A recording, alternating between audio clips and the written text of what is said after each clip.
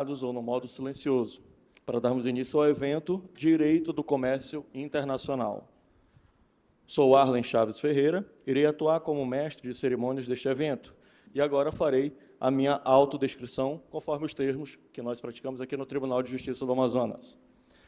Sou um homem branco, estatura mediana, cabelo de comprimento curto, liso e de cor castanha, sobrancelha fina, olhos redondos de cor castanho, boca de lábios finos. Estou usando óculos no formato retangular, trajando camisa manga longa azul escuro, calça social na cor cinza e sapatos sociais na cor preta. Iniciamos agradecendo aos excelentíssimos senhores advogados, coordenadores de cursos das faculdades de Manaus, estudantes acadêmicos de Direito, os estudantes de graduação, especialização e mestrado, os servidores e demais participantes no presente evento, além de aqueles que estão nos acompanhando em nosso canal no YouTube. Bom, compondo a mesa de honra, já disposta, gostaria de apresentar a excelentíssima senhora Eloá Scantberry, advogada e diretora do Núcleo Especial em Arbitragem do Norte e membro do Conselho de Diversidade da New Generation da Câmara de Comércio Brasil-Canadá. O excelentíssimo senhor Daniel Fábio Jacó Nogueira, mestre em Direito da Universidade de Texas, em Austin, Estados Unidos. E o excelentíssimo senhor Stephen Crow, professor de Resolução de Disputas Internacionais na Bucerius Law School, em Hamburgo, onde também é diretor do Centro de Resolução de Disputas Internacionais e doutor em um Master Degree pela LSE. Para declarar aberto esse evento, passamos a palavra à excelentíssima senhora Eloá Scantberry. Obrigada. Boa tarde a todos. Inicialmente, eu gostaria de dizer que é uma honra compor essa mesa, agradecer os esforços do Dr. Daniel Nogueira, que nos auxiliou na organização desse evento e foi incansável para que isso acontecesse. Agradecer também ao Dr. Stephen Crow por se disponibilizar para compartilhar conosco todos os seus amplos conhecimentos de direito comercial internacional. E agradecer aos nossos apoiadores, tanto a Embrastina, PUC São Paulo, e principalmente a SMAN, que disponibilizou não apenas o auditório para que nós pudéssemos fazer o evento, como também nos auxiliou em toda a parte de divulgação e inscrição para que a gente pudesse possibilitar esse evento. Eu falo em nome do Núcleo Especial de Arbitragem do Norte, e peço licença dos senhores para vender o peixe por alguns minutos antes de iniciarmos a falar um pouco sobre o tema, realmente, da nossa palestra de hoje. O Núcleo Especial de Arbitragem do Norte é uma associação sem fins lucrativos voltadas para a promoção tanto da arbitragem, dos meios adequados de resolução de conflitos, direito empresarial e direito comercial. E o nosso público-alvo são os estudantes acadêmicos de direito e os profissionais da área jurídica. E nós trabalhamos com a promoção de eventos como este, de workshops, cursos, palestras, projetos de mentoria. Vamos realizar também a competição regional de arbitragem aqui do Norte, que vai ser realizada lá na Faculdade La Salle daqui a 2 semanas. E nosso objetivo é exatamente promover essa discussão, discussões como essa, como o direito comercial internacional dentro da comunidade do Norte. Então, se vocês quiserem acompanhar mais sobre as atividades do NEA, fiquem à vontade para nos seguir no Instagram, @NEAarbitragem, e lá vocês vão poder acompanhar as próximas programações e eventos como esse que nós estamos promovendo hoje. Sobre o tema, o objetivo principal da nossa palestra de hoje é trazer um enfoque nas relações comerciais internacionais através da aplicação da legislação da CISD, que é a Convenção das Nações Unidas de Contratos de Compra e Venda Internacional de Mercadorias. E por que é tão importante discutirmos esse tema? Em 2020, eu tive a chance, ainda como estudante, de ter uma experiência extremamente interessante relacionada à CISD. Eu tive a oportunidade de participar nas pesquisas para a elaboração da 2ª edição do Manual Global Sales and Contract Law, da professora Einborn Schwenzer. E uma das coisas que nós fizemos foi pesquisar a jurisprudência nacional e a aplicabilidade da CISD nessa jurisprudência.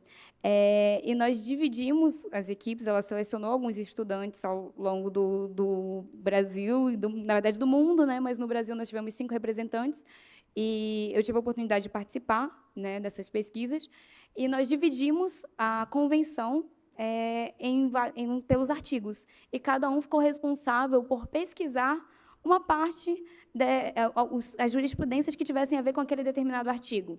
Então, nós fizemos esse levantamento, enviamos para ela, e ela elaborou um manual. E o que eu consegui perceber através dessa pesquisa?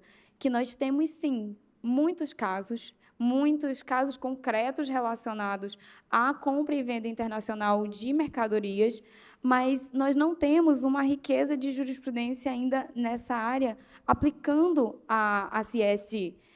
Nós temos a CISD como uma ferramenta, mas, infelizmente, às vezes, por um desconhecimento dos próprios operadores do direito, nós não temos esse contato mais próximo e deixamos de utilizar essa ferramenta nas nossas argumentações. E foi exatamente por perceber essa necessidade que nós trouxemos a proposta desse evento para que nós pudéssemos fazer essa análise dessa legislação tão importante e pudéssemos utilizá-la dentro dos casos que nós temos aqui no Norte, aqui na Zona Franca, que nós, com certeza, temos vários casos que podem ser relacionados com a CISD. E é exatamente por isso que eu passo agora a palavra, então, para o doutor Daniel Nogueira, que vai nos dar um panorama regional sobre essa questão. Obrigada.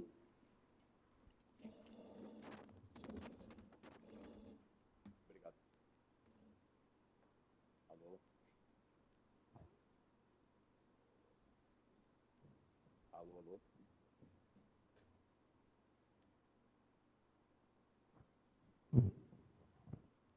Obrigado, Elô. Alô, alô? Alô? Alô? Afasta para o lado. Isso. Resolvido. Mas é o seguinte. Let's pull up a little bit and we'll take care of that. Pronto, resolvido. Obrigado, Eloá.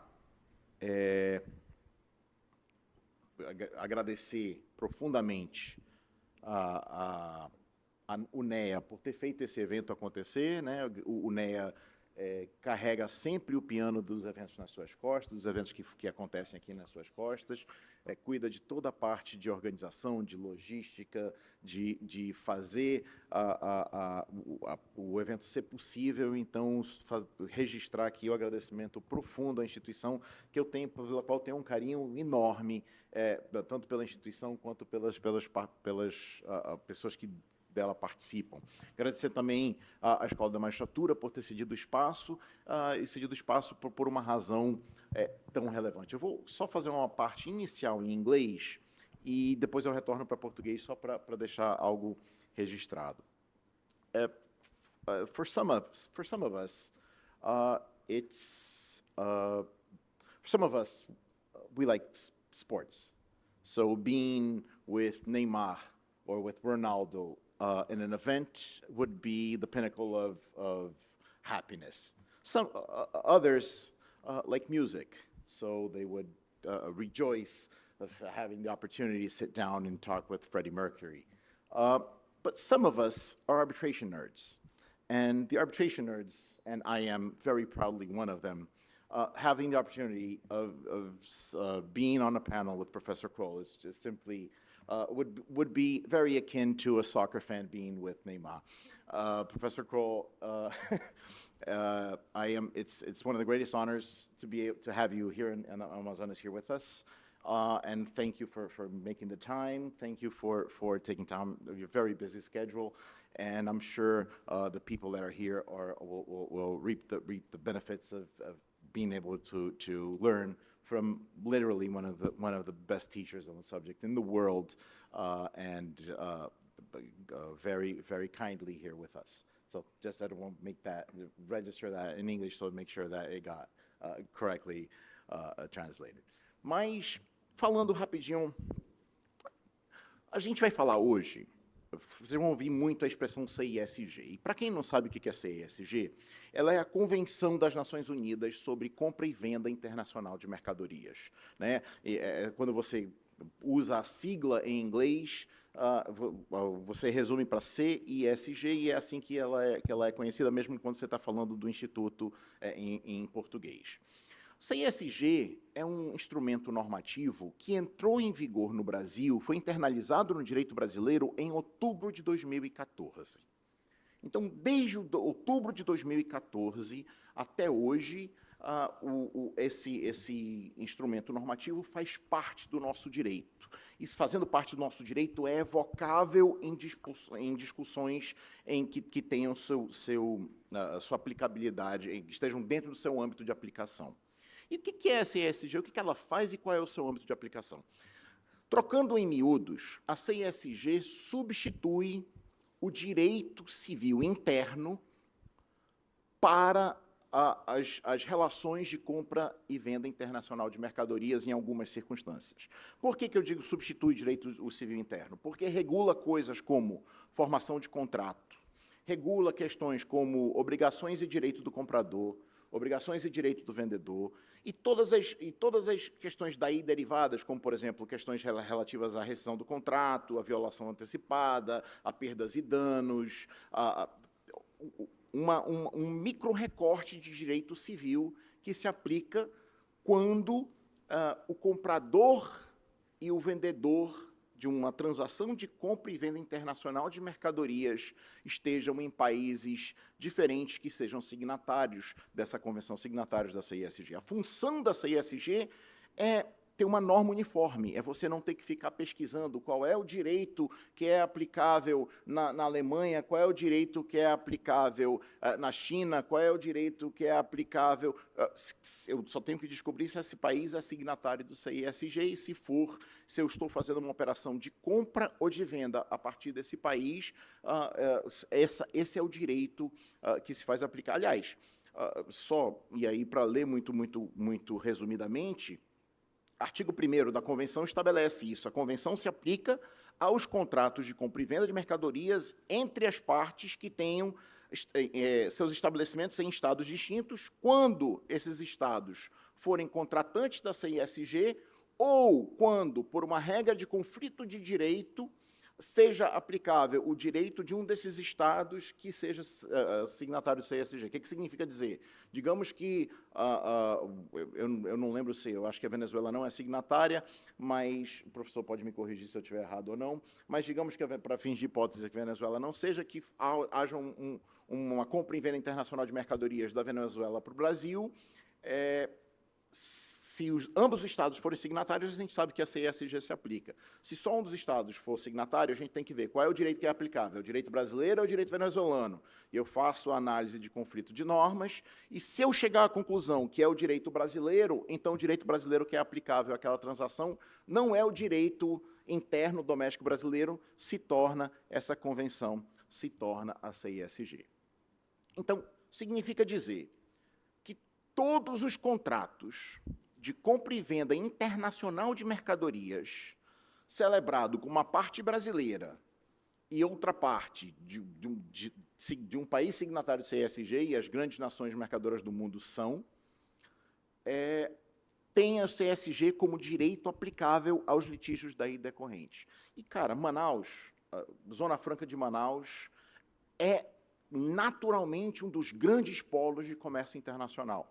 A Zona Franca de Manaus, eu peguei alguns números aqui, tem um faturamento anual muito superior a 100 bilhões de reais, que tem, as exportações são relativamente pequenas, estão 800 milhões de reais de exportação, mais ou menos, no ano da Zona Franca, mas tem 1 bilhão de reais de importação por mês, importação de maquinário, de insumos, de equipamentos, que são utilizados pela indústria para a realização das suas atividades. E aí, vocês imaginam quanto que Coca-Cola, que Harley-Davidson, que LG, que Samsung, que Honda, que outras entidades, outras empresas sediadas na Zona Franca de Manaus, têm tido de contrato de compra e venda internacional nos últimos 10 anos, e imagina-se que em alguns deles tenha ocorrido algum conflito.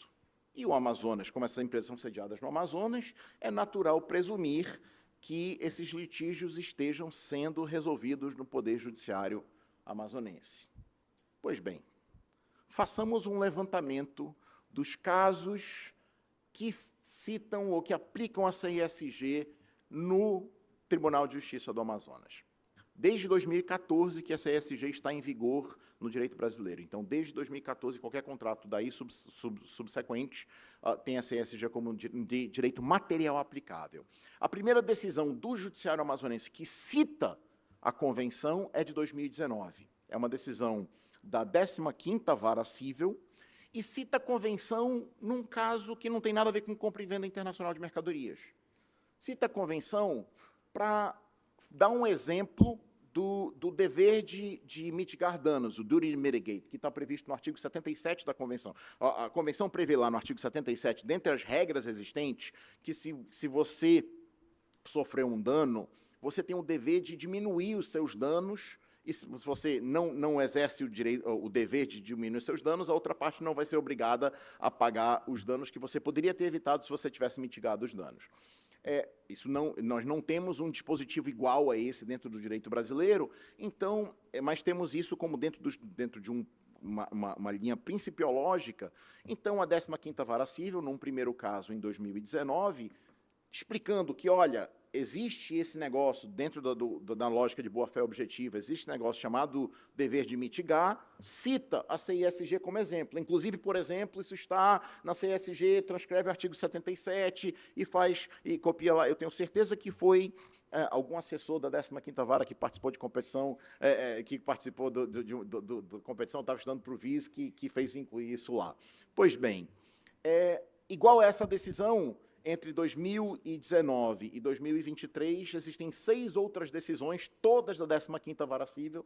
Toda vez que a 15ª Vara Cível vai aplicar o dever de mitigar, falando sobre a CISG. Mas não são casos em que a CISG é aplicável, está simplesmente referenciando. A 2ª Vara Cível começou a fazer isso também em 2023. Acho que o assessor mudou de lotação.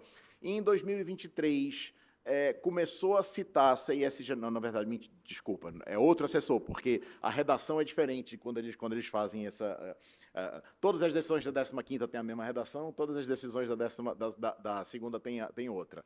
Mas começou também a citar o dever de mitigação e citar a CISG como demonstração de que isso existe no âmbito internacional. De 2023 para cá, tem 7 decisões na 2ª Vara, todas elas usando a CISG como um exemplo normativo, mas não aplicando a CISG aos seus conflitos. Nós temos, senhoras e senhores, um caso de 2014 para cá que analisa se a CISG é ou não aplicável a um litígio. É um caso que foi do Tribunal de Justiça, decidido pelo Tribunal de Justiça, a relatoria do desembargador Flávio Pascarelli, e na análise, a apelação civil, para quem quiser depois consultar, é a 25.396688/2009, e, basicamente, ele chega à conclusão que o contrato que estava em discussão não era um contrato de compra e venda de mercadorias, era uma parceria comercial muito mais ampla, no qual a compra e venda de mercadorias era só uma obrigação, dentre outras mais, e, por isso, seria irrelevante qualquer discussão sobre existência ou não de responsabilidade do comprador, responsabilidade do vendedor. Tá? Mas é um caso de compra e venda internacional de mercadorias. Tem um detalhe, é um caso de 2009, que foi decidido em 2023, e aí também por isso não seria aplicável o CISG na origem, que é o contrato celebrado antes. Mas então chegamos à seguinte conclusão. Existem casos, hoje, que deveriam ter sido julgados com base na CISG, mas foram julgados com base no direito brasileiro interno.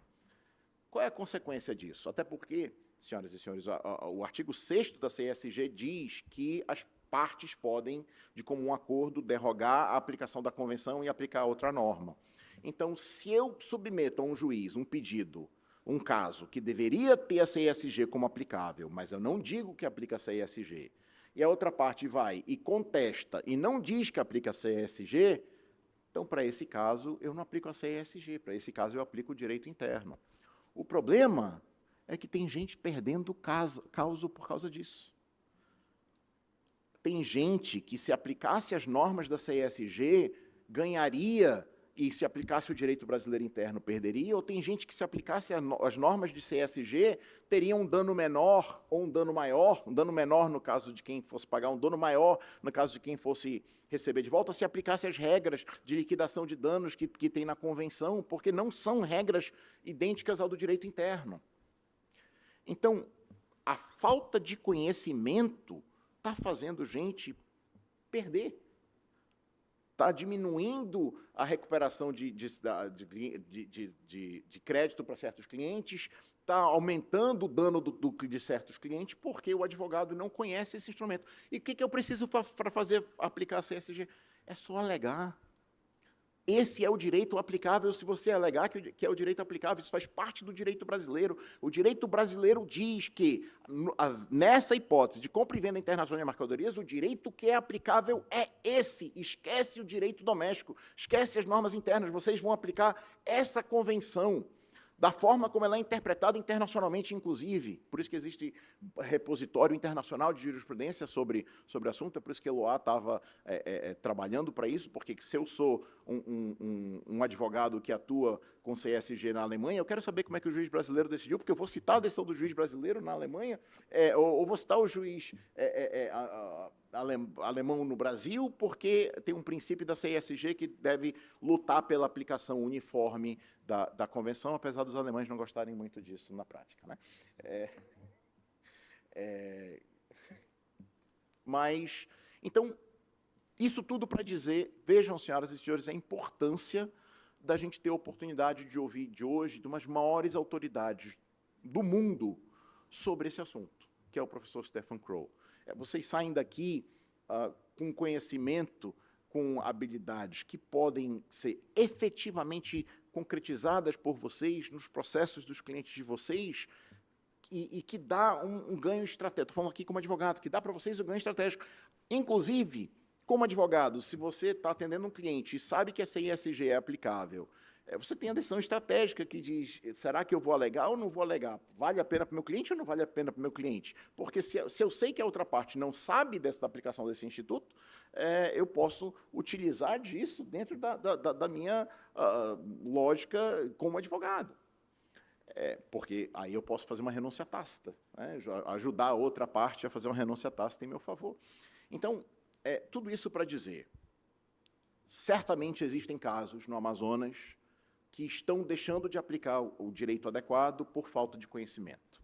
E é exatamente por isso a importância da gente aprender sobre isso, da gente ter oportunidade de entender melhor sobre esse assunto e daí porque a importância de ouvir o professor que nos segue. So, with that quick introduction, I now give the floor to Professor Kroll so that he may finally get to the meat of the substance of the afternoon and teach us about the CISG. Thank you very much. So thank you very much, Daniel, for that too kind introduction. Yeah, if you compare me to Neymar or Ronaldo, it's probably at the age of 60. Yeah, so the quality they have at that stage. Thank you also for the organizers of having me here, and it would be great if you could put on the slideshow.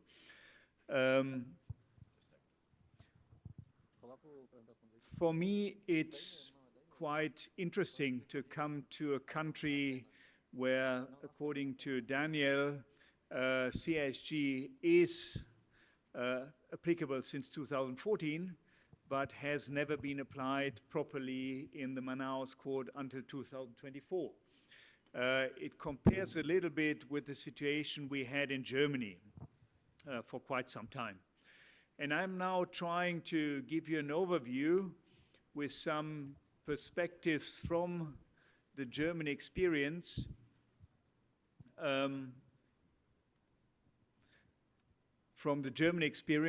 of the CSG, or the European experience in the CSG, which may be helpful for you to understand why CSG is, as Daniel said, a tool which as a good lawyer, as a good judge, you should be aware of. Normally, when you have a speaker coming from the UK, they would normally start with a funny story, a joke, whatever. Germans are unfortunately not known worldwide for their humor. So they may be known for being very structured. That means that I will start with an agenda and tell you what I'm going to discuss with you. So I will first give you an overview of the history of the CSG, telling you where it comes from and why that perhaps already explains why it's useful, and the success of the CSG, at least the legislative success. Then I give you some examples of the prevailing contractual practice in some jurisdictions, Germany, also and from the common law world, which may have perhaps even a greater need of applying the CSG. And then I will enter into giving you first a very broad overview and then giving you some important provisions of the CSG where the law may deviate, or where the CSG may actually deviate from the Brazilian law. I'm not an expert in Brazilian law. I know the German law quite well, and from the discussions you see, there are these certain provisions which play always a role in practice because maybe they're based more on a common law tradition, or maybe they're based on a very specific civil law tradition, often the Germanic civil law tradition. And with that, we will discuss in some greater detail the scope and sphere of application of the CSG to tell you when it would be applicable, plus some of the central provisions. That's what I'm going to cover. And Daniel was, originally I was told I have approximately 40 minutes to talk. As a German professor, you like to hear yourself, yeah, so 40 minutes is very short for me, but now he said that I can talk until 6 o'clock. I won't do that, but I'm happy to give you a little bit more and also interact. That means if you have a question, do not hesitate to ask. I'm happy to answer that, and it makes it perhaps a little bit more interesting for you and for me to listen to me more than 40 minutes. Let's start with the history of the CSG. When you look at the history of the CSG, it started already in the 1920s, and it was a German professor, Ernst Rabel, which in principle started off with a discussion. And already in the 1920s, they realized that sales transaction, in particular in Europe, where if I fly from Manaus to Rio, it takes 4 hours. If you fly within Europe, 4 hours, in principle, you cover 27 countries. That shows you to some extent already that for us, international trade is normal, very normal, yeah, because you just cross the border easily, and the trade has been already in the 20s, very international at the time. So he convinced UNIDROIT, an organization of states, to work on a harmonization of the sales law, and he wrote a seminal book in 1936, which was called The Law of International Sale. And that book, he compared the leading systems within Europe, the French system, the English system, and looked also at some of the other systems which were known to him. But 1936 was shortly before the war. Ernst Rabel at the time, he was heading the leading German research institution, but he was a German Jew, and he fled the country shortly thereafter. And during the Second World War, all the works he had done went into, they had other things to do there. Shortly after the war, they resumed the work on that and came up with a new draft. And to make things short, in 1964, there was the Hague Conference, where based on the works of Rabel, the previous draft and some improvements, they came up with two conventions. One convention, uniform law for the international sale of goods, and the second one, uniform law for the formation of contracts for the international sale of goods. However, at that international conference, there were just 27 states participating. And you can very well imagine who were the 27 states, primarily European states. Then there was the United States. Russia participated, but never signed it. So it was really European centralized. And for that reason, this convention never was a major success, because all the young states which had just gotten independent, they considered that to be European exporters trying to impose, in principle, their law upon us. So after the limited success of that convention, UNCITRAL, the United Nations Commission for International Trade Law, was founded in 1966. And the first work, or the first piece of work they made, was they resumed the work on the Hague Convention, trying to put them into a convention which was also acceptable to countries outside of Europe, countries which traditionally are more on the importer, on the buyer side. And there were several drafts, and in 1980, there was a major conference, and at that major conference, in the end, they created the CSG. And the CSG basically had the two Hague Convention in one convention. It was dealing now with the formation of a contract plus the major rules for the rights and obligation of the parties in the contract. But it took another 7 years until it entered into force, because it needed the ratification of 10 states. So there was a lot of enthusiasm at the beginning. All the academics there, they said, great idea, but the states took some time to ratify it. And it entered in force in 1987, and finally Brazil, it entered into force in April 2014.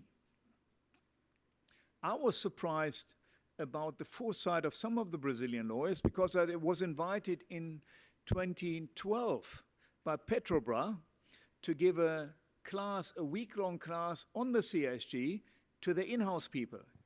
And I was amazed to see someone who is coming from a jurisdiction where the law is not yet in place, but already looking at it and asking themselves, is that a law which may be useful for our international contract?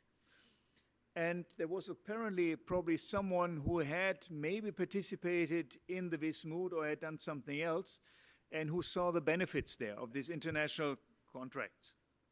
So since 2014, it's the Brazilian law. And it's the Brazilian law for international sales transactions. So that means you do not have to choose the CSG. If Brazilian law is applicable to an international sales transaction, it's the CSG. It's not your Brazilian law for sales, for domestic sales, it's the CSG. Sorry, when you look at the success of the CSG, how many states have adopted that? You will see that with the exception of Africa, nearly all major trading nations have adopted that. There's someone with a splendid isolation, that's the UK. UK has not adopted that for reasons which are obvious, because the UK has a dominant position in sales and shipping transactions. And presently, for them, it's still economically more sensible to keep that position, to keep the Sales Act, than entering or joining the CSG. But when you look at the contracting states, it includes all major economic powers with the exception of the UK and India. So you see China, you see the United States, you see in principle the entire of North America, you see the entirety of Europe, you see Australia, they have all are contracting states of the CSG. So if you would not exclude the CSG as such would cover more than 85% of the international sale of goods, transaction in goods. So there has been a great legislative success, not only that the CSG is directly applicable, but in a number of jurisdictions, the domestic law has been modeled on the basis of the CSG. So when the sales law was revised, for example, in Germany, we made it much closer to the CSG than it used to be before. And also harmonization efforts in Europe are based on principles underlying the CSG. With that, let me look at some of the empirical facts. And there has been a survey by the German Government Association Trade and Invest in Germany. That is the sponsoring government organization sponsoring export and import into Germany. And they have asked their customers, do you exclude or apply the CSG? And when you look at that, whenever they are exporter, there are 9% which exclude it. 31% of the people don't take any decision because they're not aware that there is an international convention. 19% deliberately decide for its application. 36% exclude it, and 5% exclude it as an importer. So you see a variety of models.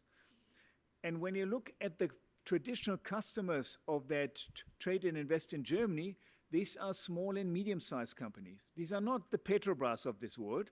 These are the companies which have a very small legal department which is dealing with all different issues, labor law, import, export, tax, whatever.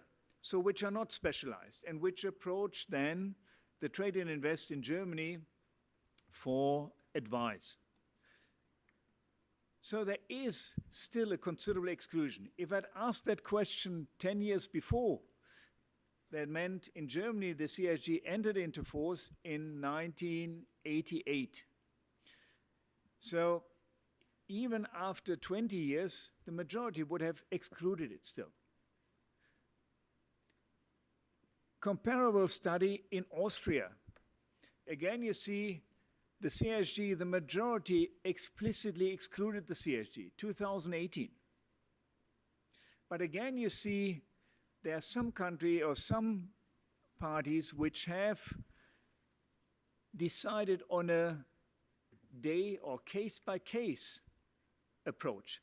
These are the companies which know about the CSG. These are the companies which know that for this transaction, the CSG may be more useful for me than my domestic law or otherwise. Or these are the companies which in the negotiations use the CSG or the local law as an important tool during contract negotiations. Because in contract negotiations, if you want your own law applied, normally you have to give something to the other party for that. So again, the majority still excludes it. In Canada, there was a colleague who looked at the Canadian SEC filings, the big companies, and looked at it, how many of them have included the CSG. Again, there was an overall picture which emerged is that of a nation where this treaty is excluded by sophisticated actors in almost all cases. The problem is, he very often looked at cases where the CSG wouldn't have been applicable at all anyway. Yeah, so because they're not filing their big sales transaction there, they're filing other transactions, but they just take their general conditions, and in their general conditions, very often they still have a provision excluding the CSG. Then the Germans went a little bit further, and I think it's again not only the German background, but also the background you will find in a lot of other jurisdictions. Why do you exclude it? And surprisingly, 43% of exclusions were lack of knowledge. And as I said, in Germany, we are in the year 2020, the CSG has been applicable for 32 years. And there's still a lack of knowledge because it is not taught as a separate subject at the undergrad law studies. And that was one of the reasons why this international competition, the Wismut Code, was developed, because the people thought, how do we get the CSG into the contracts? We have to teach the students. Or we have to make more events like this one where you show there may be benefit for application of the CSG. Second argument was there's higher legal certainty under German law, which is closely related to the first argument, because higher certainty means I know the German law better than I know the CSG. Funnily enough, CSG is part of German law. Yeah? So if you say there's more certainty under German law, doesn't really make sense. But that was the level of answers you get there. Only 16% of the people excluded it because they thought that the German law, the not harmonized German law, was more favorable. Let's go further. In the US, again, the CSG was excluded in the majority, but what is telling is the summary of that study. In a very large number of cases, the decision to opt out is probably based on a plain preference for the familiar over the unfamiliar. You just don't know what it is, and you cannot advise your client on the CSG. And as Daniel rightly said, if you know what it is, it gives you an additional option. And then he goes on, but preference to the familiar can be completely rational. Note that most American lawyers lack extensive experience with the CSG. So you can on the one hand say it's parochial because you're not aware, but as a lawyer, it's rational because you're not advising on something you're not familiar with. Now, let's try to change that a little bit. Before we do that, let's look at the criticism of the CSG. Why are those 16% who say that the national law is more favorable, is better, why are they criticizing the CSG? And the first one is, which also goes to legal certainty, there is no international Supreme Court. So in Brazil, if you have a question of Brazilian law, Brazilian domestic law, the Supreme Court will decide that question with some kind of binding effect. There is no real precedent, but most of the courts will follow it. Internationally, there is no such thing as a Supreme Court. And secondly, the CSG, though it's part of the Brazilian law, it stands beside the non-harmonized Brazilian law, and therefore there may be problems with competing remedies. Again, that is something which is understandable, but the question is, does that justify the exclusion of the CSG? These are the criticism going to the content. The second set of criticism is the CSG is incomplete. And we will discuss that later. The CSG is incomplete. Important questions are not regulated. But when you look at your own practice, how important are these questions? The majority of the cases you probably see in practice are about breach of contract, formation of contract, and not so much about the validity of a commercial contract. Private parties are able to enter into commercial transactions with very few limitations. So the validity question is rarely an issue. It's more the issue, have I fulfilled the contract or was there a breach?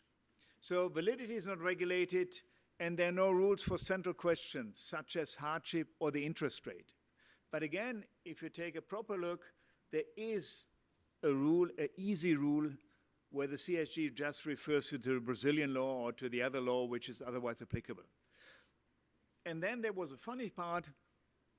In Germany, the Association of Businesses, when the CSG entered into force 2 years thereafter, they came up with an advice for their members. And the advice said, don't apply the CSG, it's too buyer-friendly. Germany is one of the exporting nations, so the majority of Germans doing international trade are exporters.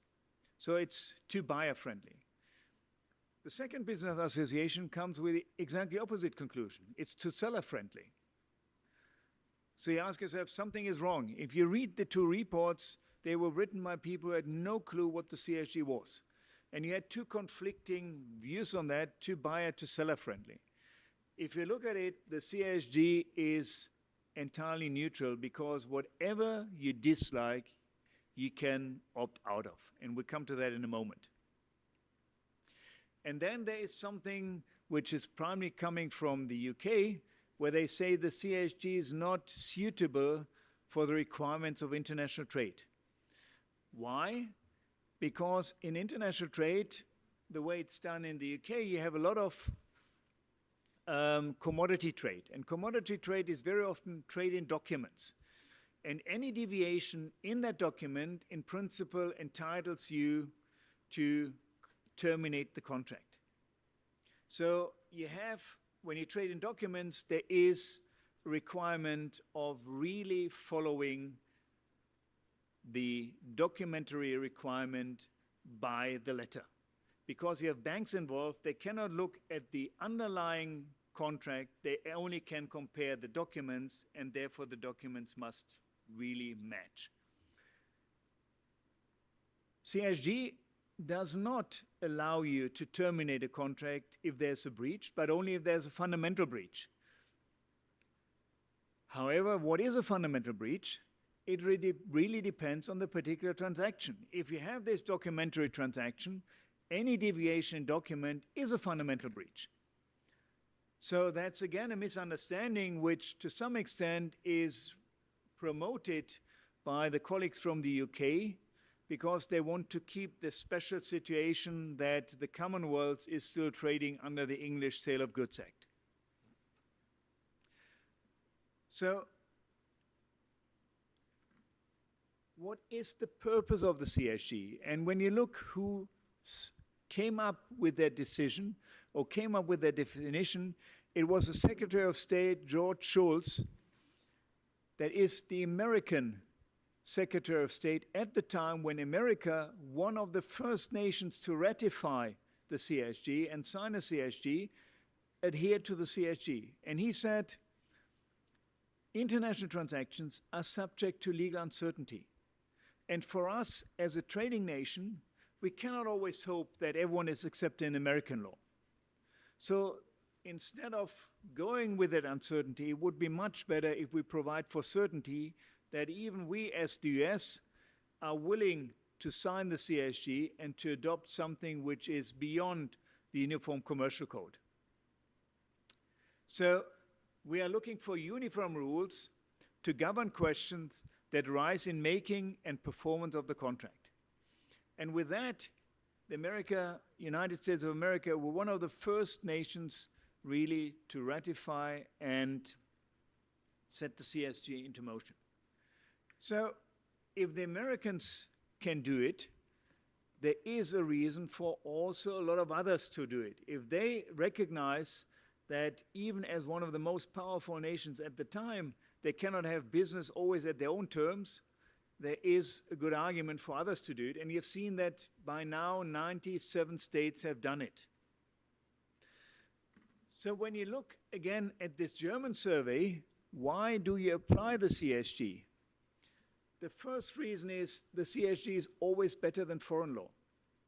As a Brazilian lawyer, if you enter into a contract with a German party, and you have the choice because the German party has the bigger bargaining power, the choice between the CSG and German law, non-harmonized German law, the CSG is definitely better for you because you will get easier access and it's part of Brazilian law. There will be Brazilian decisions, maybe not in Manaus, but somewhere else on the CSG, which may guide you. Second, the CSG is suitable for international contracts. Your Brazilian sales law was drafted for Brazilian sales transactions, domestic sales transactions. And there are some remedies which may make sense.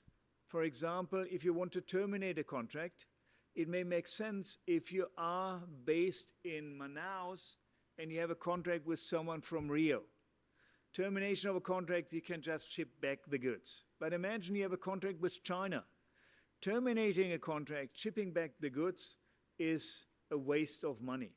So the solution of the CSG is termination is only possible if there's a fundamental breach. In all other cases, you just, as the Brazilian party, if someone ships from China to you, you keep the goods, you claim damages from the Chinese party, and you sell the goods here in Brazil, instead of shipping them back to China. And the same applies if you're the seller. The Chinese are not shipping them back to Brazil. They sell it in China and claim damages. That makes more sense than shipping everything back.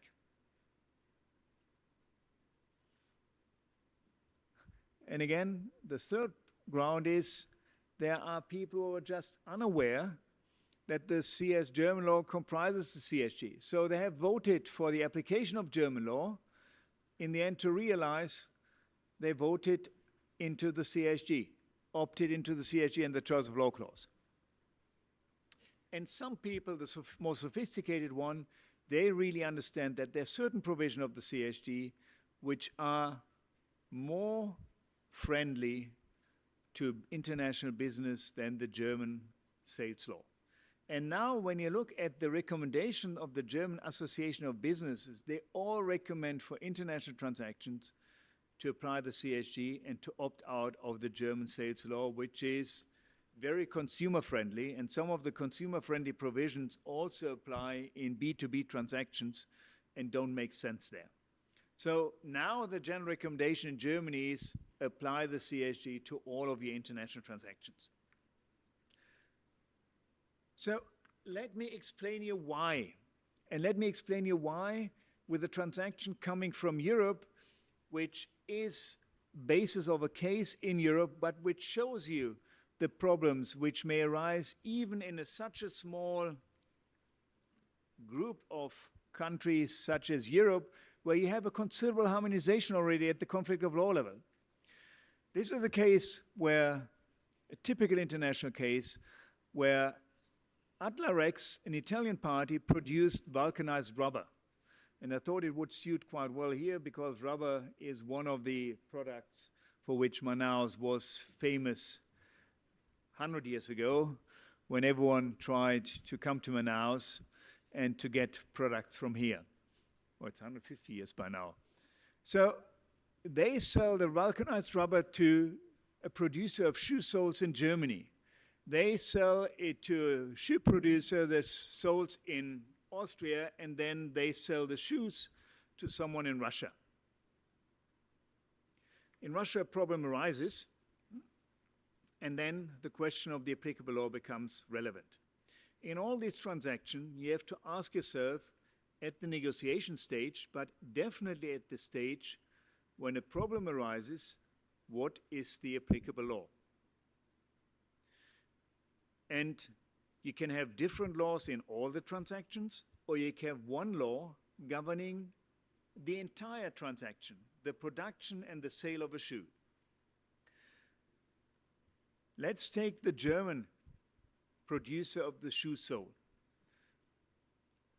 If they have a weak position, they have to accept with the Italian party, Italian law, and with the Austrian party, Austrian law. In the negotiations, in both negotiations, they have to discuss which law is applicable. And as I said, if you want your own law to be applicable, you normally have to give something for that. If you accept the law of the other party, it may be a disadvantage to you. So there may be cases where even the negotiations already fail because they cannot agree on the applicable law. Would be much easier if you just say, let's apply an international law which has been created by the United Nations, where everyone has the impression that is probably a fair law. Second, if you organize your business, you have to make sure that if goods come from Italy, they are treated in a particular way. They're examined, and it may be different under Italian law than it is under German law. So you have to investigate what is the position under Italian law, and you may have to structure your business in entirely different ways. You get goods from Italy, you get goods from Russia, from Brazil, whatever. And each time you have to look into the other law and say, what is required when the goods arrive? Again, if you have one transaction here, one law applicable to every or all of these transactions, as the German shoe producers, you save money and time educating the people how they handle goods which arrive from different suppliers. Because you just have to train them once on the basis of the CSG. What happened in that case was, as I said, the shoe soles wore off too fast. The Russian seller gave back the shoes to the producer in Austria. The producer in Austria gave back the shoes to the German, said, I want to be refunded. the insurance of the German party refunded the money and brought a claim against the Italian. And as Daniel said, they lost the claim because they didn't realize that there is a difference between Italian law and the CSG and a difference between German law and the CSG. So the whole question in the end turned on the question, who bears the burden of proof, whether the vulcanized rubber was the problem or where the basic production of the shoe soles was the problem. That is a question which is regulated in the CSG, but in combination with the applicable procedure law, the German company, which had got an expert opinion from an independent expert, which they could not use in the Italian courts. And they had sold all other shoes as below standard shoes to basically mitigate the damages. So we have a problem here that someone behaved in a particular way which would have been acceptable under German law and basically lost all their claims because they were not aware of the interplay of the CSG on the one hand and the Italian procedure law on the other hand. So that's a typical case which shows how important it is in this international transaction to really understand what the different laws are and what they require from you. And it's also quite an interesting case because it's one of the cases where you see a model of a judge applying the CSG properly. He cited more than 60 decisions from 23 different nations on the CSG. It was someone who had written his PhD on the CSG on that topic and was happy to cite that all. Yeah? But that is a model of how the CSG should be applied, and we come to that in a moment. So, again, coming back to Europe, you could say, okay, I can deal with all this question by a very easy choice of law clause. And in Europe, we have harmonized the choice of law rules within Europe. But what happens frequently in practice is that you have the choice of law clause in your general conditions. And everyone submits its general conditions, and then you have conflicting choice of law clauses. You enter into a contract with the German party, your choice of law clause in the general condition says Brazilian law applicable, my clause says German law applicable. And then we really run into serious conflict of law problems. Because under the European rule, it's clear that you look at each of the clauses on the basis of the law which it has chosen, whether it's valid or not. So there are three options. Either none of them, both are valid. Both are invalid because there is no meeting of the minds. You have conflicting clauses. Then there is no choice whatsoever. There is really uncertainty which law applies. Second, one is valid, one is invalid. It may be mine which is valid, so German law applies, and you have a problem that you have to get a lawyer under German law or familiarize yourself with German law, or both are valid, which in the end also means the contract cannot be submitted by two laws at the same time, so both of them are invalid. So even in Europe, we run into problems, though we have harmonized our conflict of law provisions. For you, if you enter into a contract with the Chinese party, their conflict of law rules may be entirely different from yours. That means, again, you have uncertainty if you exclude the CSG because you're not sure what the Chinese court, on the basis of Chinese conflict of law rules, will apply in the end. So what are the general advantages of the CSG? First, at the negotiation stage, it is what I would call international acceptability. If I insist on the application of German law, you will ask yourself, that is something which I do not know and which gives him a considerable advantage. If I say I'm willing to accept on an international law which is specifically drafted by the United Nations for these international transactions, it's much more acceptable to you. So already at the negotiation stage, you have a big advantage. Second, you may have a uniform law for all your international transactions.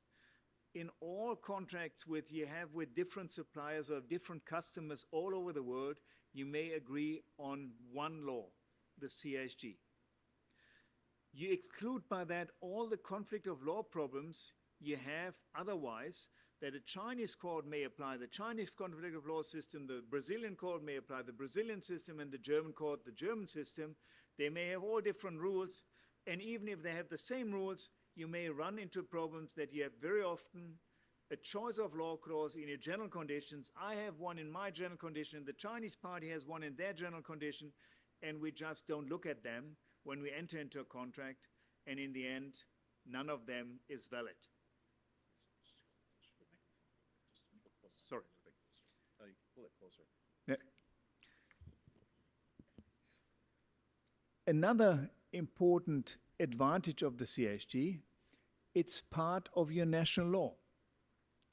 That means in principle, every Brazilian judge should know what the content of the CSG is, because he or she is obliged to apply Brazilian law.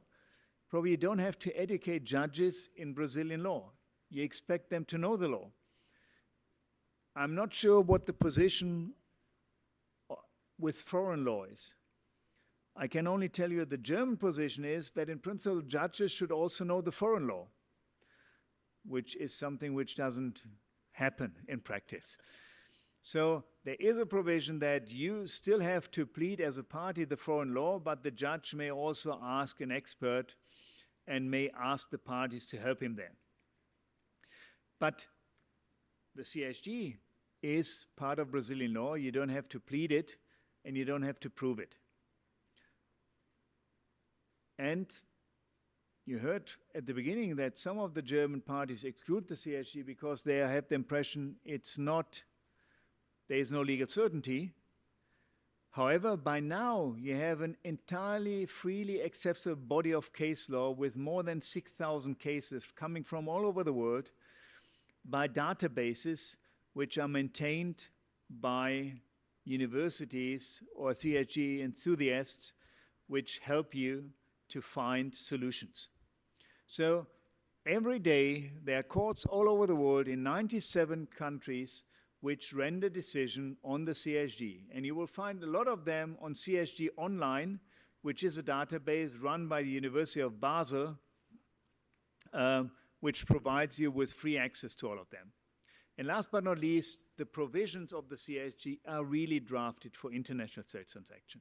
They're not drafted for domestic transaction and then have to be applied to international transactions, but they are drafted for these international transactions and take all the particular risk structures of international transactions into account. So what is the content of the CSG? As I said, I wanted to give you a very broad overview of that. It has 4 parts. The first part deals with the question of the scope and sphere of application and contains some general rules which are extremely important for the application of the CSG in practice and for its continuing development. It dates from the 1980s. 1980s, there was no internet, there was no email, yeah? But the CSG is sufficiently flexible to adapt to that through a certain provision on gap filling. The second part deals with contract conclusion. And you have all the rules dealing with contract conclusion, which were in a separate convention in the Hague Sales Law. And the last part, which is probably the most important part, deals with rights and obligation of the parties under the CSG. That means what are the rights of the seller and what happens, what remedies does a buyer have if the seller violates its obligations and vice versa. So these are the main parts, parts 1, part 2, part 3, and then you have in part 4 what we would call housekeeping provisions, which deal with public international law questions, plus questions concerning the application of the CSG and certain exceptions from the CSG, reservations you may declare. Let's now have a closer look first as the scope and sphere of application. The most important part you will find in Article 1 of the CSG, and it states this convention applies to contracts for the sale of goods. So you have to ask yourself, what is the sale of goods? Between parties whose place of business are in different states. So it must be an international transaction, international sale of goods transaction. And when is a transaction international, place of business are in different states, and that's further defined either if both states are contracting states, that means Brazil and Germany, or when the rules of private international law point to the application of the law of a contracting state. So for example, if you enter into a contract with a company or with an entity from UK, which is not a contracting state, if then the conflict of law provisions lead to the application of Brazilian law, it's the CSG which is applicable. And I was just half a year ago in Saudi Arabia, which was the last country which adopted the CSG, and they only adopted Section 2 or Part 2 of the CSG. Because in Part 3 you have a provision which deals with interests. Saudi Arabia is a Muslim country, and there is a prohibition in the Quran that you're charging interest. So Saudi Arabia opted out of Part 3. Unfortunately, their advisor didn't realize that there is a provision which says whenever the rules of private international law are applicable of a contracting state, the entire CSG is applicable. So they took away some of the benefits of the Saudi parties without really getting rid of that RIBA provision, because if they enter into a contract between a Saudi party and a German party, and German law is applicable, the CSG is in entirety applicable, including the provision on interest. But these are the two main parts, sales transaction and international. And when you look at that, contract for the sale of goods, if it's a contract for the sale of goods, it's very easy if you buy prefabricated goods. However, things get a little bit more difficult if you say, please produce something for me. Or if you say, please produce something for me, I provide you with the plans for production, or I provide you even with the plans and the materials. Is that still a sales transaction, or are we already here at a service or whatever transaction? And the CSG is a little bit broader than just the sales transaction buying prefabricated goods. Article 3 says, as long as the majority is still, or the preponderant part is still the part of sales and not of services, the CSG is applicable. The international contract, we discussed that either both parties have their places of business in different contracting state, or they have their place of business in different states, but one is a non-contracting state, one is a contracting state, and the law of the contracting state is applicable. What is important is, if you, for example, enter into a contract with a party from Germany, and you deliver the goods from Manaus to the German subsidiary of that party in Rio, it's still the CSG applicable. Because it doesn't matter whether the delivery crosses the border, the only thing which matters is whether the two parties are from different contracting states. And then there comes limitations. As I said, the CSG governs only questions of formation and of rights and obligations. But it doesn't cover the validity. Why not? Because if they had included validity into the convention, no one would have ratified it. So that was just too controversial. The CSG does not cover the transfer of property. Again, the reason is, if they had included it, it would not have been ratified by 97 countries. And now comes the important part. You can exclude the CSG. You can exclude the CSG either in its entirety or exclude certain provision. And excluding certain provision just means that you have a different provision, for example, on the place of performance, on the place for payment, on examining the goods in your contract. That is seen as an exclusion of the provision of the CSG, which would otherwise govern it. So what the CSG in principle does, it provides fallback provisions for those things which you do not regulate in your contract.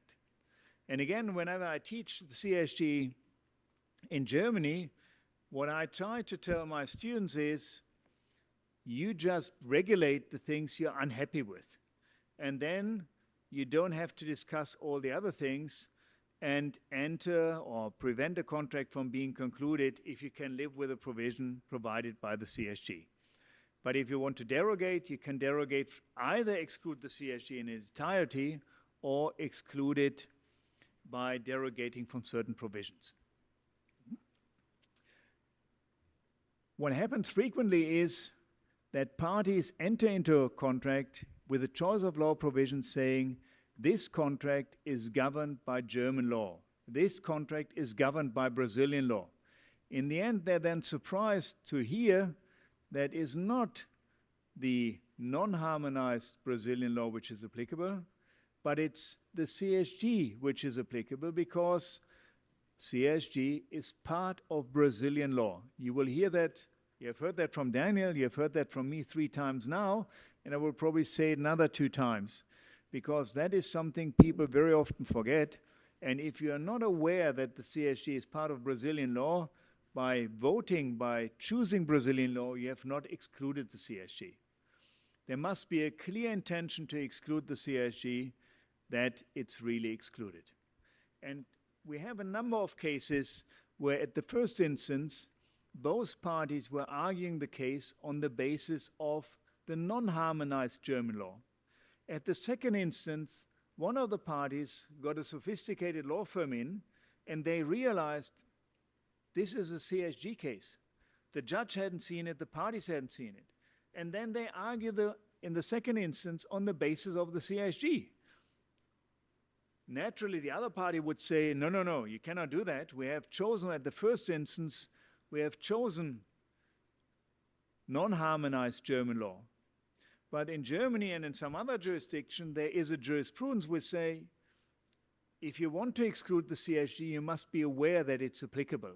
If you're not aware that it's applicable, this is not an exclusion of the CSG you have done at first instance. So you can even argue at the second instance, you can still argue the CSG. And in some of the cases, really the case have turned on a different application.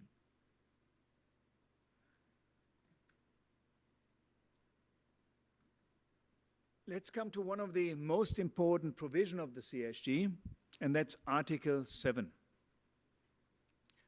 Article 7 deals with the interpretation and the gap filling under the CSG. When you look at the interpretation part, it says, when you interpret this convention, regard is to be had to its international character and to the need to promote uniformity in its application and the observance of good faith in international trade. What does that mean for you as a lawyer? That means for you as a lawyer, if you start arguing the CSG, international character, it means you cannot argue on the basis of Brazilian law. There are a number of concepts in the CSG which are familiar to you under Brazilian law, but the CSG requires an autonomous interpretation. It would not help us if we have one international convention and the Brazilians would have an entire different understanding of what means avoidance than the Germans have, because the German is influenced by the German understanding, the Brazilian by the Brazilian understanding. You need an autonomous interpretation. And second, and that's the important part, it should be interpreted to promote uniformity. That means your Brazilian law, your Brazilian judge is required to look also at what courts in a different jurisdiction have done.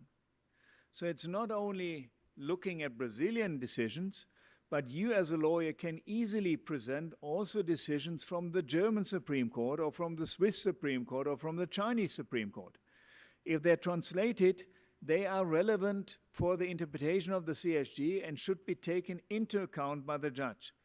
That naturally gives you a considerable advantage if you're familiar with the CSG and you're familiar with the tools available there. If you can work the various databases which exist there, you will probably find a case which is in favor of your client's case somewhere. And if the other party is not aware that this is a minority case, it may help you to influence the Brazilian judge. There was a question over there.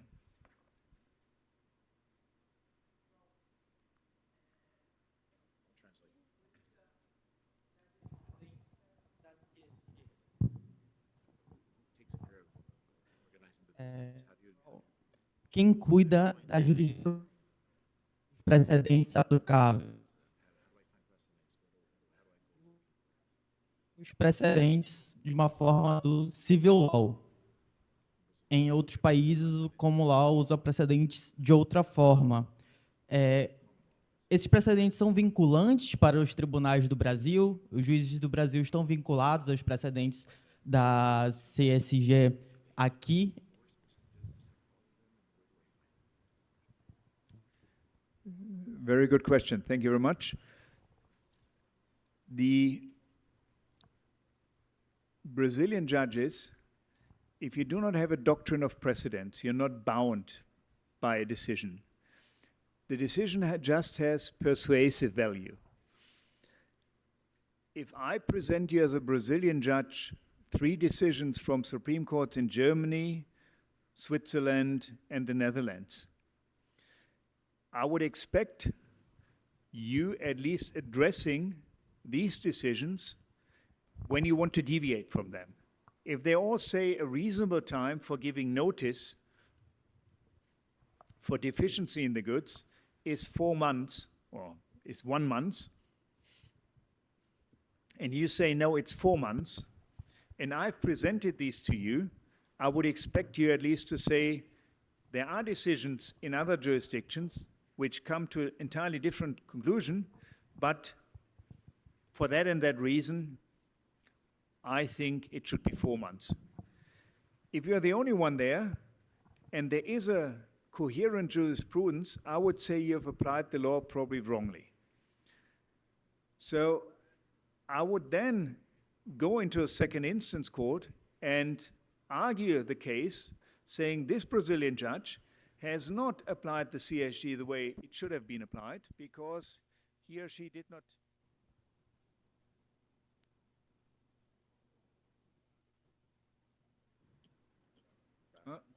Okay, we are back. So I would say the CSG was applied wrongly by that judge because he or she did not pay attention to uniformity, that this has to be applied in a uniform way. And the uniform way would have been reasonable time means 1 month.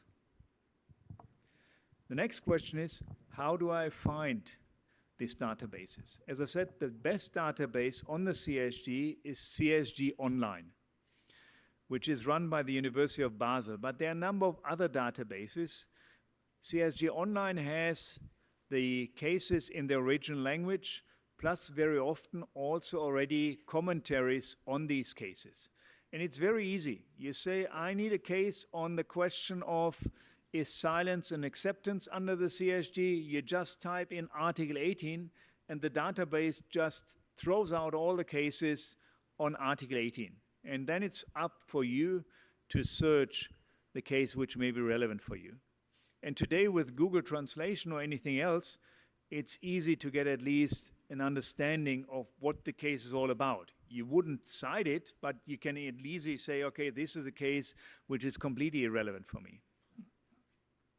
So that is how you should apply it.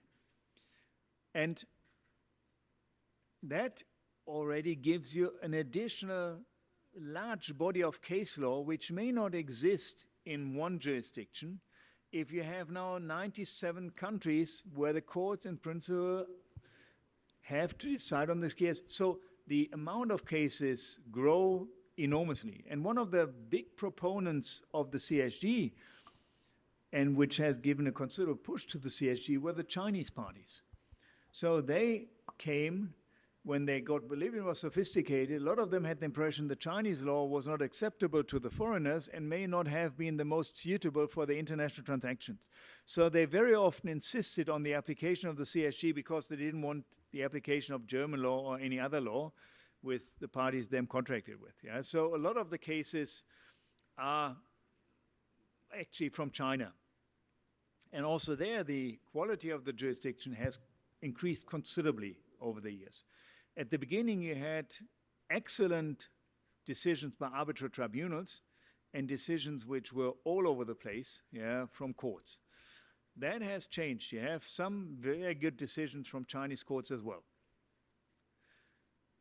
And the last point is you have to look at good faith. I'm coming to the in a moment. You have to look at good faith. And that was one of the big issues at the final conference there, because the civil law countries such as Germany, for them the principle of good faith in contract performance is normal. We have one provision which says in the performance of the contract you have to look at good faith. This is the entire provision. You have a commentary thick like that on this one provision, yeah, because basically it's used for adapting contracts if the circumstances have changed. It's used for information obligations whatsoever. The common law world, at a certain point in time, they would have said good faith. That's what we have in church on Sunday, yeah, but it has nothing to do with performance of a contract, yeah. So they didn't want any good faith. In the end, there was a compromise. They said there is no separate obligation of performing the contract in good faith, but there's just an obligation to interpret the convention in good faith.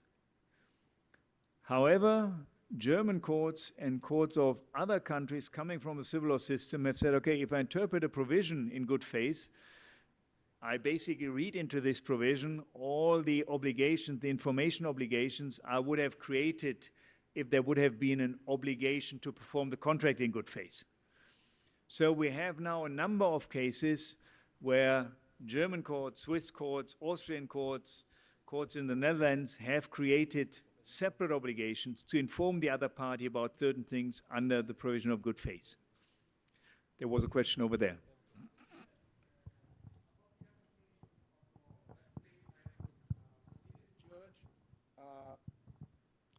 Is it working? Okay.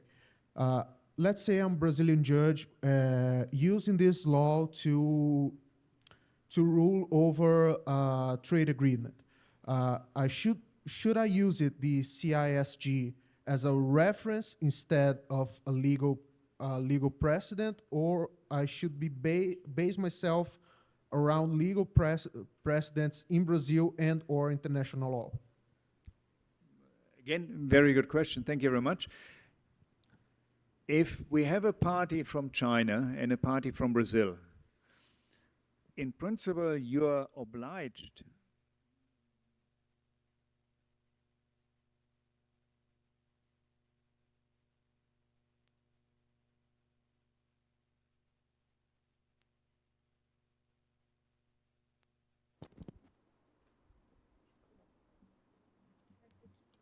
Now it works again. No, it's gone again.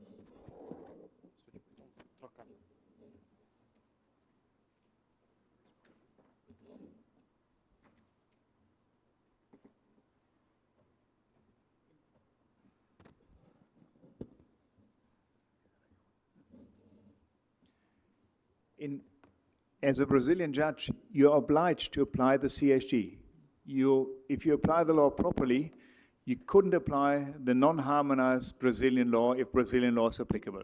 In that transaction, you would have a transaction between two parties which have their places of businesses in two different contracting states, which means you have to apply the CSG, and then you should not look at the case law for the Brazilian non-harmonized law, but you should look at the case law for the CSG. And that's one of the problems we have seen in practice very often, what we call the homeward trend.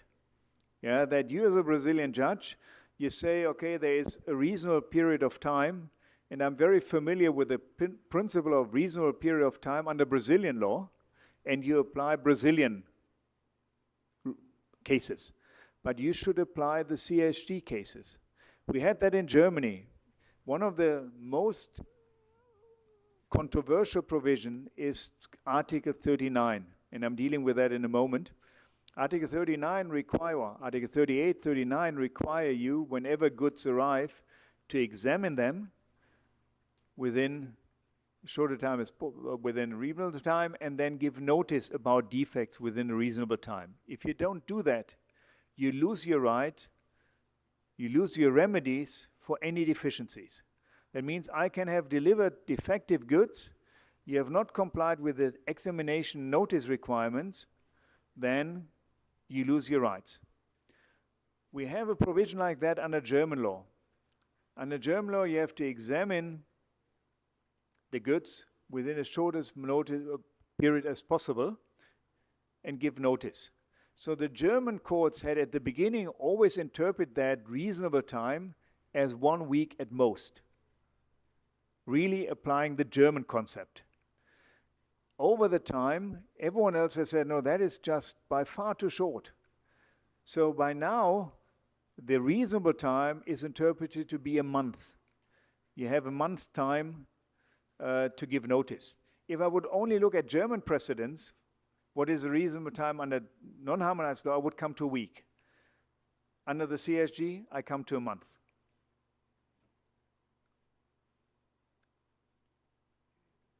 Sorry? No, fine. Let's have a look at contract formation. So they were the general rules. The rules on contract formation, they're fairly straightforward. They're probably largely identical to the rules you have under the Brazilian law.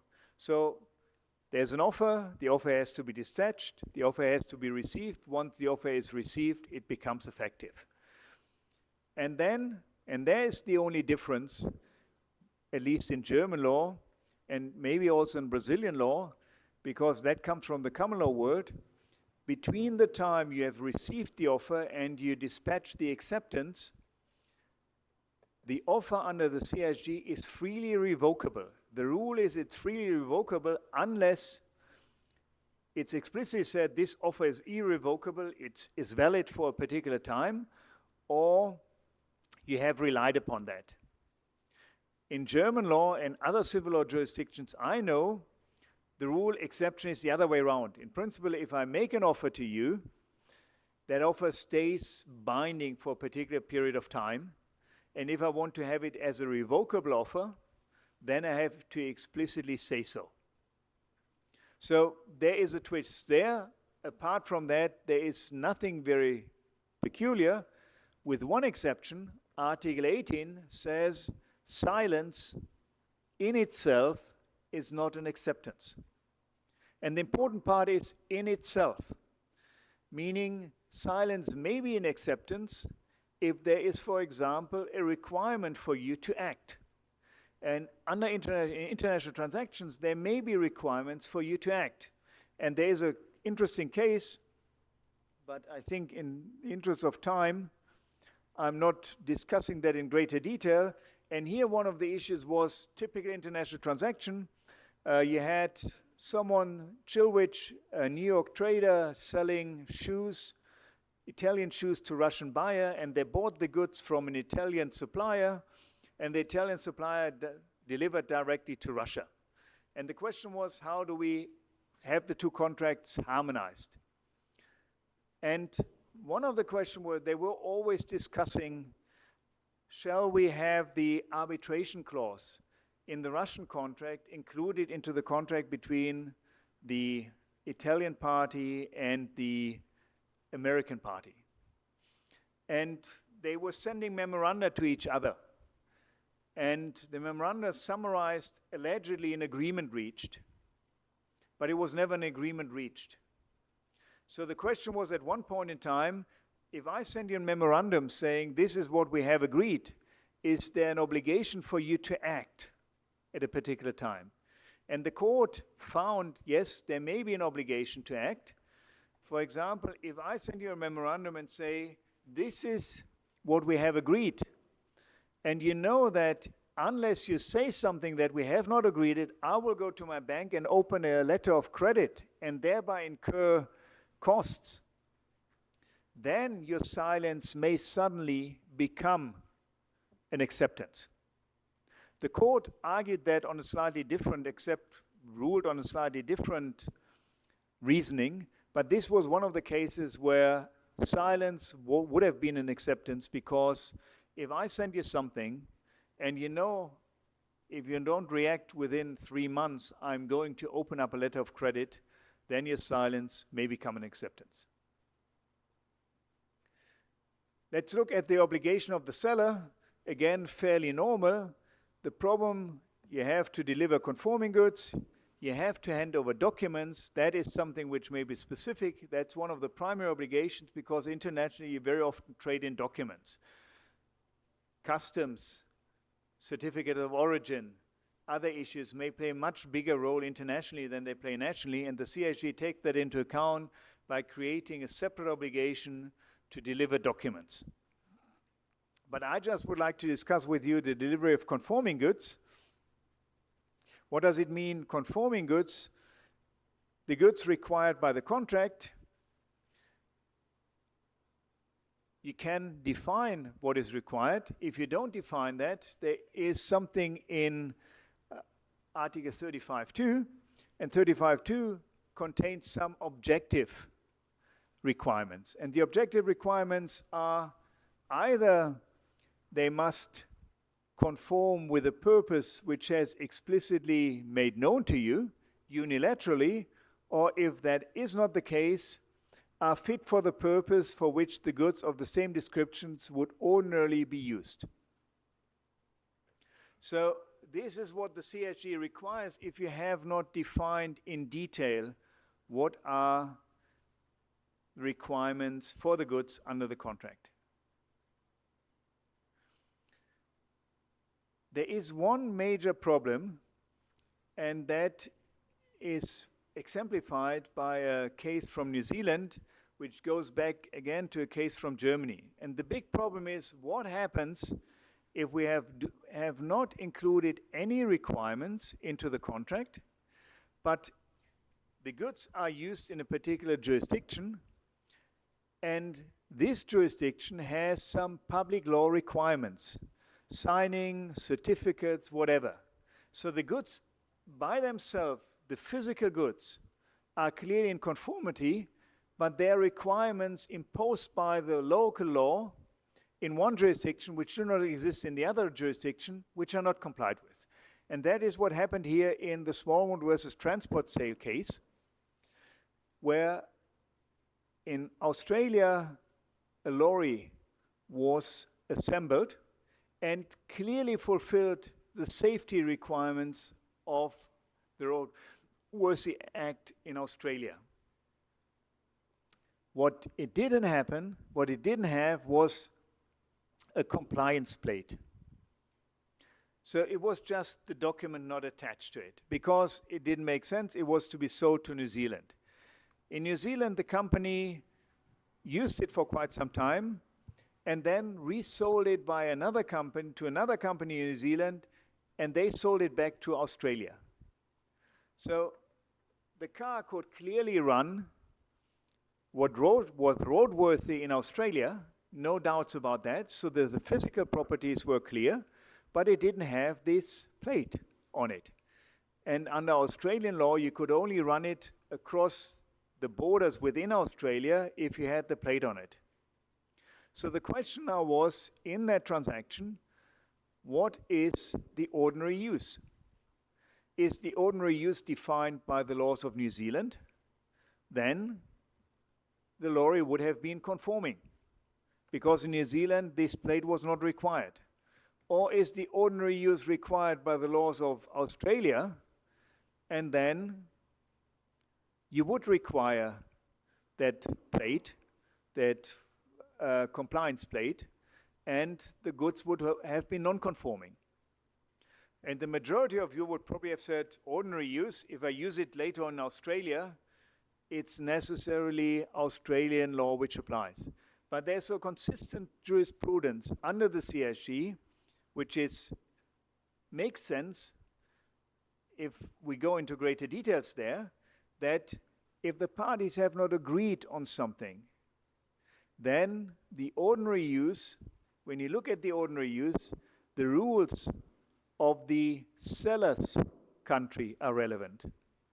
What is the reason for that? Because the buyer, in principle, has the possibility to tell me, these are the rules in my jurisdiction. There are special rules which may not exist everywhere. These are the rules, I inform you about that, if I want to rely upon that.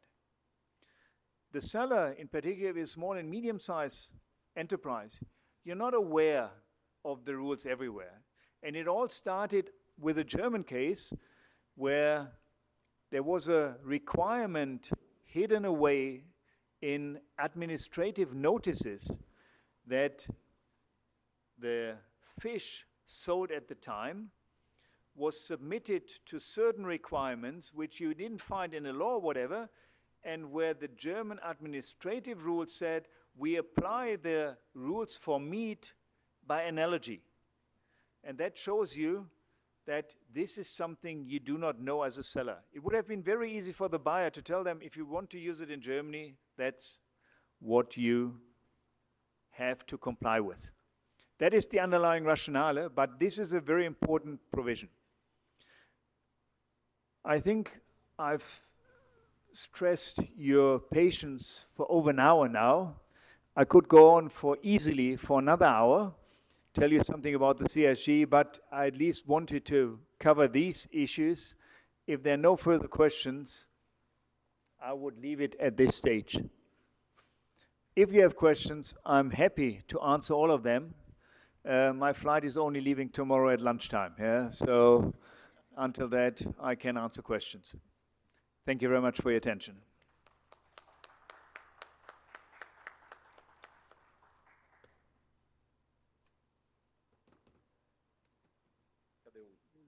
Change again.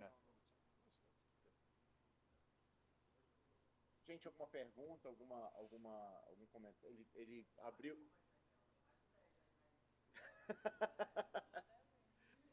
There are questions? He said, "Oh, I have about 10." Yeah, fine. Bem, brincadeiras à parte, né? Mandei uma lista aqui de perguntas que eu tinha para o Daniel, muito direcionadas para o nosso cenário brasileiro, né? Então, por exemplo, em relação à aplicação da CSG,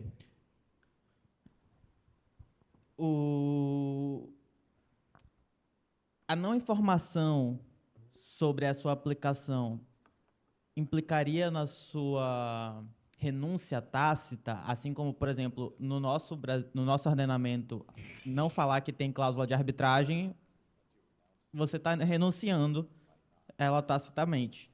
Então, se numa defesa de uma discussão comercial você não alegar a aplicação da CSG, estaria renunciando tacitamente? Isso varia tanto para Daniel quanto para o Crown.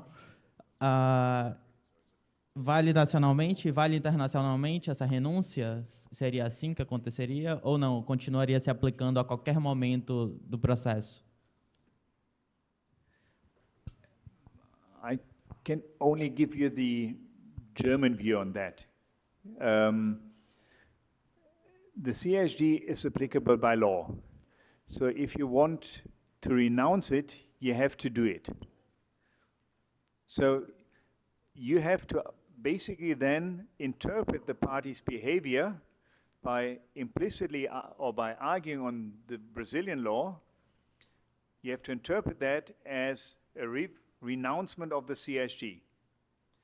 The German view on that is to make a declaration of will, which would be a renouncement of the CSG. I have to understand that I make something. If I'm not aware that by arguing on the basis of domestic Brazilian law, I'm renouncing the CSG, it's not in principle a renouncement of the CSG. I'm just not declaring anything. There's a decision by the German Supreme Court, which has been followed in some other jurisdictions, that to renounce the CSG, I must be aware that I'm actually doing that. Otherwise, there is no choice of law opting out of the CSG. I'm not sure whether you would have the same concept here in Brazil. For us, a choice of law, even if it's a negative choice of law, opting out of a particular law requires an intention to do so. If I'm not aware that something is applicable, I don't have the intention to opt out of it. That was why they could argue in the second instance, I have not voluntarily opted out of that. I just overlooked it. So I didn't want to make a declaration to opt out. A gente não tem caso aqui sobre isso, né, no Brasil para poder responder qual é. Mas eu acredito que a leitura seria eu acredito que a leitura seria uma leitura contrária à da corte alemã. We don't have a precedent in Brazil that would apply this, but I do have a strong feeling that if Brazil were to apply this, they would have a different view from the German courts. I do think that locally it would be much easier to say that if neither party argued the CISG, and then there is something you can infer out of the action of the parties and have it renounced. So That is what the first and the second instance, or the second instance in that Supreme Court case did. And that is what a lot of German judges did. Yeah? But since the Supreme Court decided it once, and it has been followed in other jurisdictions, that is one of the precedents you would probably be able to plead in a case in Brazil, where you say, okay, this comes from CSG jurisprudence in other jurisdictions. The funny thing is the German decision has not been on the CSG. It has been on the Hague sales law, which Germany had signed. But under the Hague sales law, that happened, and it was later then applied by the courts of appeal in the CSG as well. But that would be a perfect case, perfect example of where I, as a lawyer, would immediately present to my Brazilian judge this jurisprudence and said, you are in principle obliged to interpret the CSG in a harmonized, international harmonized way. So you have to give me at least reason why you deviate from that German decision. And that would, I'll send questions in English. E aí vai dar oportunidade para quem tem os casos que estão agora correndo, mas não foram decididos de forma definitiva, em que esse ESG seria aplicável, de chegar lá e dizer, opa, peraí, eu tenho essa norma não para ser aplicada. That would give the opportunity in one of these cases, which almost certainly exist here in Manaus, which are not applying the CISG, for a party to come up and say, hey, wait a minute, there's a little something here that we have to add to this. So if you need an expert for an expert opinion, call me, yeah?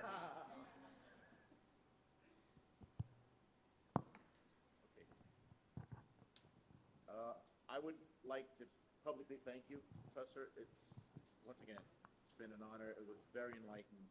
And I'm pretty sure that the seeds that are sowed today, they will fruitify. And next time you come to Manaus, and we expect you to come to Manaus next time, maybe to a bigger event, we'll have discussions between Professor Kroll and maybe a local scholar on the CISG from Amazonas. Ladies and gentlemen, Professor Kroll, thank you very much.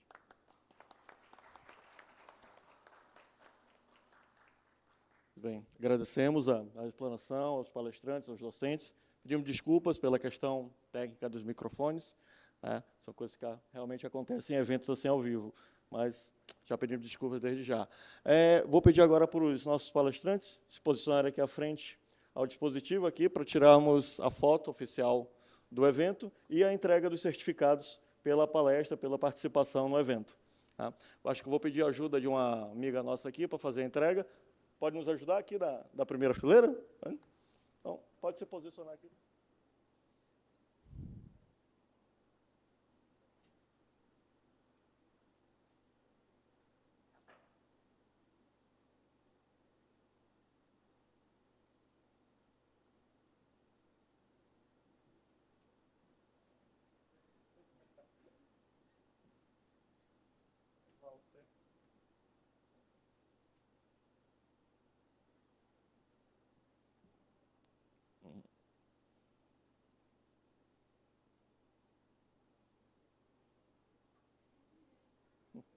Fabi?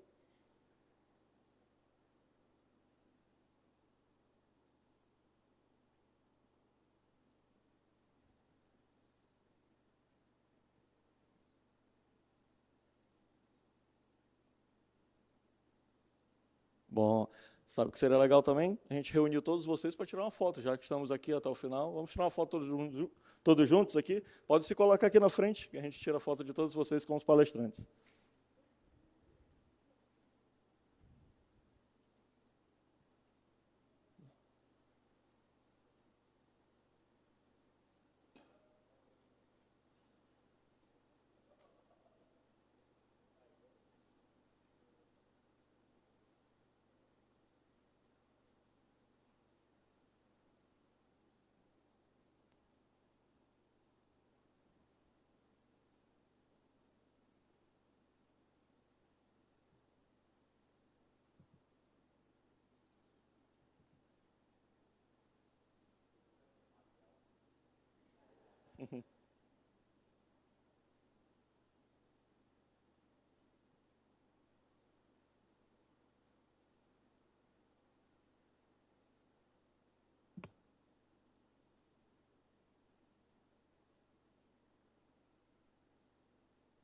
Perfeito, muito obrigado. Com devida autorização, nós encerramos o evento. Boa noite a todos.